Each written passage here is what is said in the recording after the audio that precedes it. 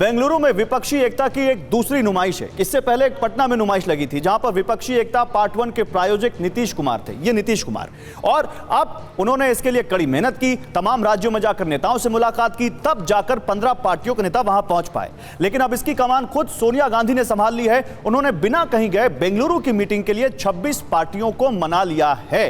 अब सवाल यह है कि यह जो सब कुछ हो रहा है इसके पीछे कोई मैसेज है? क्या मैसेजिंग है? क्या कांग्रेस ये समझती है कि नीतीश कुमार कहीं इस विपक्षी एकता के अगुवा ना बन जाए, इसलिए तड़ाक से उन्होंने कर्नाटक जैसे अपने बड़े राज्य में विपक्षी एकता का अगला जमावड़ा लगाया और तमाम ज्यादा पार्टियों को बुलाकर एक मैसेज देने की कोशिश की? राजनीति के जानकार बताते हैं कि विपक्षी एकता की कवायद के पीछे, पर्दे के पीछे प्रधानमंत्री की कुर्सी को लेकर भी खेल चल रहा है। कहा गया कि विपक्षी एकता की आड़ में नीतीश कुमार खुद को पीएम पद पर प्रोजेक्ट कर रहे हैं। लेकिन पटना वाली रैली में, पटना वाला जो गठबंधन का जो वहां पर जमावड़ा हुआ था, उसमें लालू प्रसाद यादव की सक्रियता ने कांग्रेस के हक में माहौल बनाया। उन्होंने राहुल को विरोधियों की बारात का दूल्हा बताया, लेकिन सलाह दी कि वो शादी कर ले, मतलब अपने विरोधियों के प्रति नरम रुख अपनाए। शायद उसी का नतीजा था कि आम आदमी पार्टी की सुर में सुर कांग्रेस ने मिलाया और दिल्ली में अध्यादेश के खिलाफ केजरीवाल की लड़ाई में उनके साथ आकर खड़ी हो गई। आइए राहुल को लालू जी की वो सलाह सुनवा देते हैं। बात तो हम लोग आप सलाह माने नहीं, बियाह नहीं किया, शादी कर लेना चाहिए था। और अभी भी समय गया, बीता नहीं है। शादी करिए और हम लोग बराती चलें और शादी करिए, बात मानिए। आपकी मम्मी हमको बोलते कैसे तो हो जाए, एकदम पक्का करना पड़ेगा। मम्मी आपकी बोलती थी कि आप हमारा बात नहीं मानता, शादी करवाइए आप। अच्छा,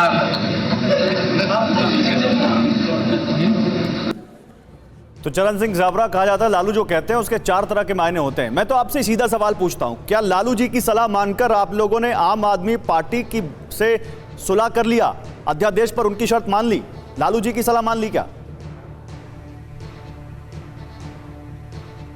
नहीं, देखिए, मैं इसको इस तरह से देखता हूं कि कांग्रेस पार्टी के अंदर ना सिस्टम है, प्रथा है।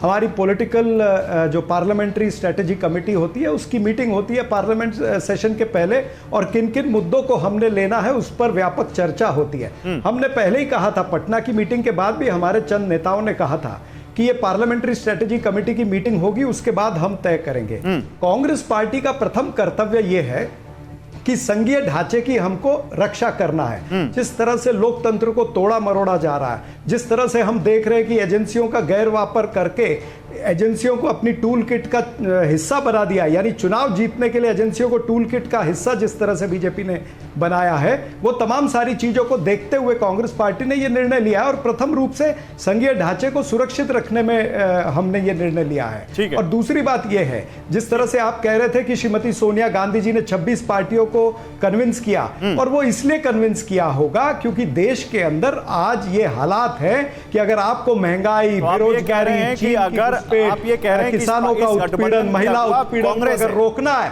तो सबको इकट्ठा आना पड़ेगा। मतलब आप ये मान रहे हैं, मान कर रहे हैं, आप तो ये कह रहे हैं कि इस गठबंधन की अगुवा कांग्रेस है और कांग्रेस की अगुवाई में ही सारे गठबंधन आएंगे क्योंकि उनके अलग रिजर्वेशन है।